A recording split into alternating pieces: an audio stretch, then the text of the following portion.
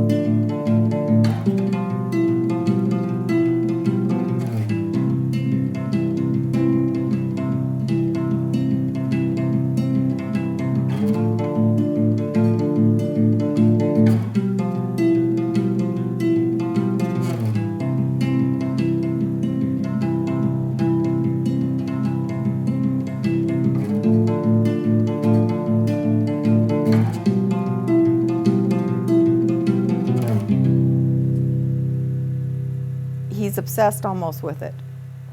It's turned into more than a hobby. He just really has a love for this and curiosity for it, collecting. Which is a good thing. Mm-hmm. I like bivalves because they can talk to me. See? Hi, I'm a bivalve. This one's a great talker. He loves to talk it up. See? So what? Oh, you're hungry. Oh. So then I gotta feed him. And he feeds and then... What? Oh, he's gotta go to the bathroom. Then I gotta take him to the bathroom. I really try and go collecting more than I do purchasing. I can kind of get caught up in the purchasing pretty quickly, and I think it's a lot more fun to go out and collect myself. It's just the thrill of the hunt, you know? There's nothing more like it. Nothing much like it. Wind and Sea Beach, San Diego. This is the reef here. The Rocky Intertidal Zone. I was born in Long Beach, California. Always had a lot of hobbies. Collected stamps, shells, baseball cards, garbage pail kids, stuff like that. I work at Olive Crest Treatment Centers, and I am a case manager for the THP Plus program. I just love my job. I work with transitional age youth, and I just love helping people, and I love helping these young guys get on their feet, and guys and gals get on their feet. You got to be wearing the right attire. So what I've got is I've got several layers on my pants here. I've got some sweatpants, and I've got these waterproof snowboarding pants, which will help me when I'm up against the rocks. I've got a thick jacket that'll help out when I'm up against the rocks, and I've also got a camera jacket that has plenty of pockets for me to put material into, and so that I have everything that I need. I didn't know about microshells until the Shell Club, but then thinking about it, maybe I will try it, and then I tried it, and next thing you know, I've got bags all over my desk full of these little microshells, and it can kind of get addicting, but it's a lot of fun, yeah. There was a time when I was definitely obsessed with it, and it was not good for my personal life. But I think there's something to say about being dedicated to something. I think that can be a really good thing, but being passionate about something and being obsessed with something are two different things. So yeah, it can definitely be addictive and obsessing. There's definitely a side of fame to it. The more papers you write and the more you become known in the field, the more obsessed you can get with it, and the whole fame side of it. So, all right, so here we are in the elevator, and as you can see, levels 3 and 4 are for staff only, closed to the public, unless you've got a key like me.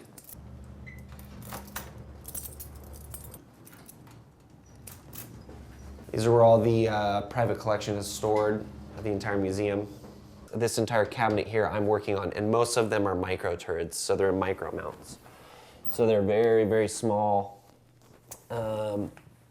So here we have one drawer here. So for example, these would be micro turds here.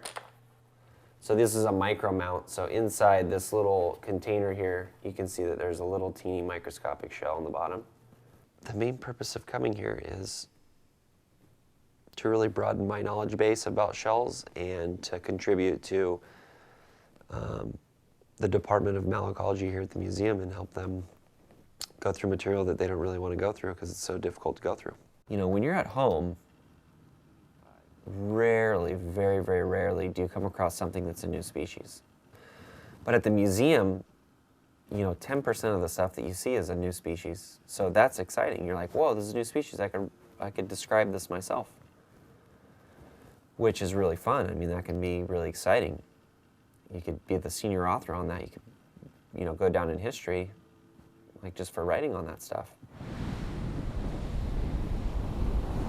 I mean, some of them from the Philippines are just gorgeous. I mean, the corals and stuff that they have there that they try and mimic allow them to have these certain colors that are just, you know, bright pink and bright yellow and orange and red and just pink and purple. It's just every color you can think of. It's just, oh, gorgeous. And then some of the designs that they have are just phenomenal, like cone shells. Some of the cone shells have like some really, really intricate designs. Yeah, it's just, but like I'm saying, even some of the dull ones are just very fascinating and interesting to look at, you know, just the differences between the two. Some of them are just so plain, you see and you're just like, shell, you know, but I think the more you see them and the more differences you see, the more you appreciate even the dull ones, you know. I definitely have the desire to feed my knowledge base to, you know, I don't know, society or whoever would be interested. But I feel like it's like a supply and demand thing, you know? It's like, I have a big supply, but there's no demand, you know? There's very few people that are really interested in this, and it's very hard to find people that are, you know? I mean, it's just a dying art, you know? Nobody really is interested in doing it anymore. Well, we started at the swap meet. Then we were in our garage at our old home in Carson. And then we moved here and made this a showroom. If you're into collecting something, it makes you forget your daily issues. It really does. And you enjoy looking at your shells and whatever else you collect and, you know, reading about them and stuff. And it makes you forget all the other problems that you have. Gets your mind off of things, you know, off of stress. And As far as I know, everything has gone down. The rock clubs and the bug clubs and everything has gone down. There's no hot hobby or anything. How do you get new members for the club? it's impossible. I mean, you got tremendous dues, $5 a year. Just nobody can afford that, but just works that way. You kind of have to, I think, have a serious collector fall into it. I would have never known about the Shell Club if it wasn't for Lupe. Lupe told me about the shell auction that the club was having, and that's the way I got hooked up with it. But I didn't go to the Shell Club and say, oh, now I want to be a collector. I was a collector that wanted to join the Shell Club. So He dove right in and accepted the presidency and everything. It's just, you don't get very many people to do it anymore. Of course, most of them have been presidents, so. Members get older and get fewer. There's always been more members. there also is a point where you need to kind of moderate what you're doing. So I think I've taken a step back. You know, I'm not in here every single week now like I was before. I don't think that was a very healthy relationship that I was in. So I definitely think it was a good thing that all happened. But I feel sorry that he lost his wife with this, but he was interested in Shell before he knew her. He hauled off and quit the Shell Club and everything. He was president at the time and with the Shell Club for a few minutes. And just seemed to be awful drastic to me.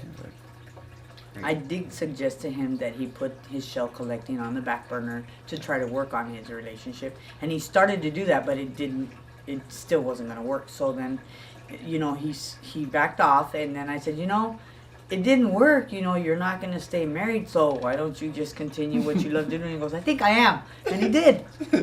I definitely put the brakes on and stopped for a while, but it wasn't like that was the reason why, you know. I mean, I'm sure partly it was, but it wasn't the reason why, so.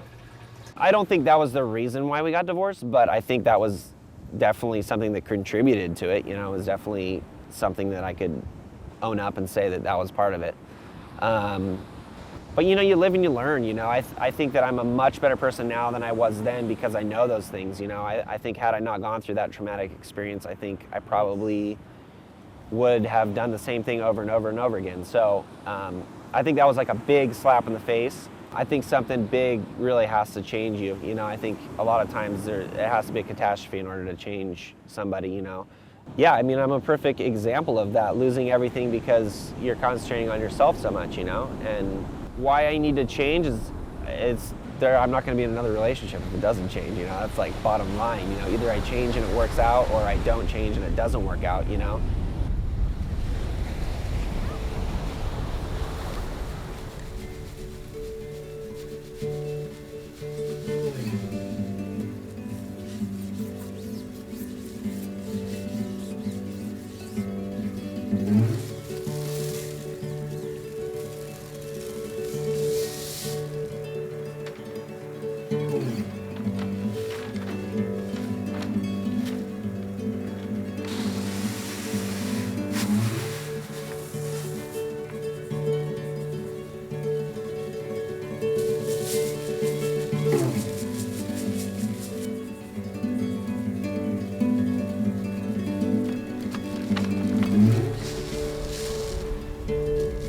It's hard for me to let it go because that's not my nature. My nature is to continuously do something, you know? Like, I have to really stop myself and say, okay, I'm not gonna do this. Like, set it down and just not do it, you know? Like, I'm like somebody who really is motivated all the time to do something, you know? And I literally have to stop myself a lot of times and just say, okay, tonight, I'm just not gonna do any of it. I'm just gonna enjoy the night as it is. I was in a restaurant and there was a lady that she did these like stitching, they're like cross-hatching, and they were like these Christmas things. It was near Christmas time, and I remember looking at it and just going, and I went up to her, I'm like, that is amazing, did you do that? And she's like, yeah, and I just started talking to her about it. I was like, how long have you done this, you know, and like, how long does it take you to do these? And I'm like, you're an amazing artist, you know, this is crazy. But I know had I not had the passion, I probably just would have looked at it and went, oh yeah, that's pretty cool, and then just kept going. But I can appreciate that somebody is actually passionate about something. And that, you don't find that all the time. You don't find people that are passionate about collecting certain things or passionate about doing certain things. I mean, if somebody said they were excited because they go running up north, you know, it's like, I would totally ask them about it. Do you go running a lot? What do you know, like, I would be more interested in it, in what their hobbies or interests are now that I'm so into it, you know, that I could appreciate that they're into something as well, you know? In high school, he didn't collect that much. He was really involved in soccer at that time. He played soccer all through high school, and that was kind of his sport. And then in college is when he kind of picked it up and started being more interested in it. And then it just gradually kept building into this large collection that he has. He'll put it away for a while and then he'll come back to one of his hobbies, so he will switch off. Shell collecting, he just hasn't switched off quite yet, but he's very in-depth in it and thoroughly enjoys it. They all work in the biology and the ecosystems of all of this, and so you know, you may find all these shells and may not know exactly what their purpose is for years and years, and then one day, you know, somebody will come up and say, hey, I found out that these actually feed on this or work on this or work on that. And shells aren't just little things that you find on the ground, and they're not just big things that you find in the ocean. You know, they all have a little niche in the ecosystem, and they all serve a purpose, and they all work with each other or against each other, you know, either feeding on each other as predators or they are hosts of other animals. So now working with the museum and working with the Shell Club, I know the importance of conservation, and I know that the reason why I'm doing it is not to get 1,000,000 shells. It's to research and to find out what things are and compare them to others and just take small samples of things. I'm not collecting it because I'm only a shell collector, but I'm also a researcher.